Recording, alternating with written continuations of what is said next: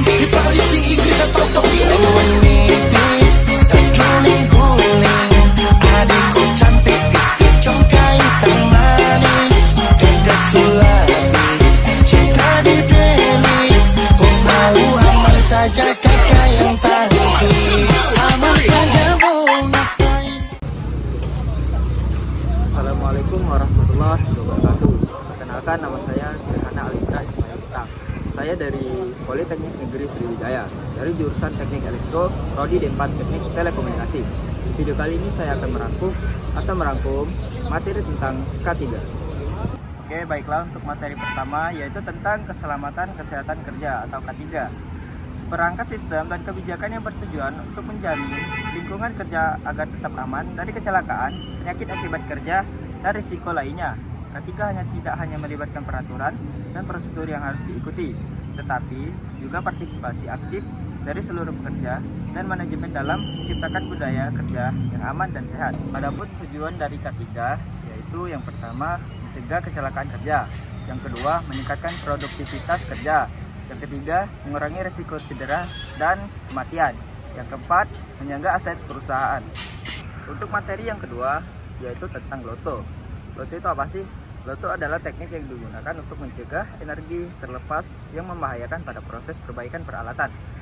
Hal ini dilakukan untuk menempatkan peralatan kunci pada isolasi energi sebelum melakukan pekerjaan. Yaitu fungsi dari LOTO, yaitu yang pertama, memahami persyaratan program LOTO. Yang kedua, memahami peran personel terkait dalam program LOTO. Yang ketiga, menurunkan tingkat kecelakaan dalam proses operasional. Dan yang terakhir, meningkatkan kebudayaan K3 di perusahaan. Selanjutnya, materi ketiga yaitu tentang JSA atau Job Safety Analysis. Adalah suatu metode yang digunakan untuk mengidentifikasi dan menganalisis potensi bahaya yang dapat terjadi dalam suatu pekerjaan. Kemudian menentukan langkah-langkah pengendalian risiko pekerja agar tersebut dapat dilakukan dengan aman dan nyaman. Adapun tujuan dari LOTO yaitu untuk mengembangkan kompetensi agar memiliki kemampuan membuat dan mengelola JSA, analisa keselamatan pekerjaan secara maksimal untuk mencegah kecelakaan, mengidentifikasi potensi bahaya yang dapat timbul dalam setiap tahapan suatu pekerjaan, sehingga dapat ditentukan langkah-langkah pengendalian yang tepat guna mencegah terjadinya kecelakaan kerja. Untuk materi yang keempat yaitu tentang HIRAD. HIRAD atau Hazard Identification, Risk Assessment, and Risk Control merupakan salah satu cara mengidentifikasi potensi bahaya yang terdapat pada setiap jenis pekerjaan. Untuk materi kelima yaitu tentang CPR, Cardiopulmonary Resuscitation, adalah tindakan pertolongan pertama darurat yang dilakukan untuk mempertahankan fungsi jantung, paru-paru pada seseorang yang mengalami henti jantung atau detak jantung atau henti napas. Tindakan ini bertujuan untuk menjaga aliran darah dan oksigen ke otak serta organ vital hingga bantuan medis profesional yang tersedia.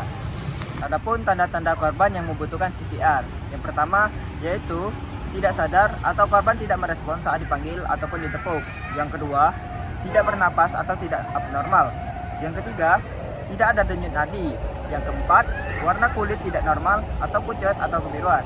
Yang kelima atau yang terakhir yaitu tubuh terlihat lemah dan tidak bergerak. Mengapa CPR itu sangat penting? Yaitu karena dapat menyelamatkan nyawa seseorang atau orang lain. Yaitu yang kedua, untuk meningkatkan peluang korban atau peluang hidup korban. Yang ketiga, mudah dipelajari dan dapat dilakukan oleh siapa saja. Selanjutnya untuk materi yang keenam yaitu tentang AED. Apa itu AED? AED adalah Automated External Defibrillator. Adalah alat elektronik portable yang digunakan untuk memberikan kejutan listrik pada jantung seseorang yang mengalami henti jantung mendadak. Alat ini mampu menganalisis irama jantung korban dan memberikan instruksi suara langkah demi langkah sehingga siapa saja, termasuk orang awam, dapat menggunakannya dengan aman. Untuk materi yang ketujuh yaitu tentang P3K. P3K adalah singkatan dari pertolongan pertama pada kecelakaan kerja. Merupakan tindakan awal yang diberikan kepada seseorang yang mengalami kecelakaan secara tiba-tiba.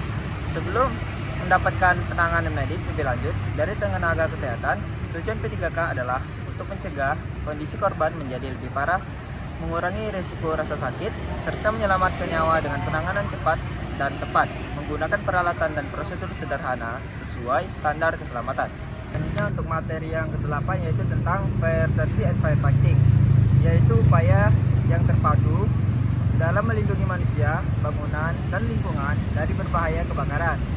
Fire safety merupakan segala tindakan pencegahan dan kesiapsiagaan yang dilakukan sebelum kebakaran terjadi, seperti pengendalian sumber api, pemasangan sistem alarm kebakaran, selanjutnya penyediaan jalur evakuasi, serta pelatihan dan simulasi keadaan darurat.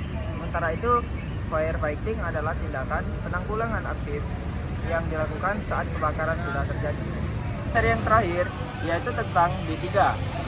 B3 adalah singkatan dari bahan berbahaya dan beracun.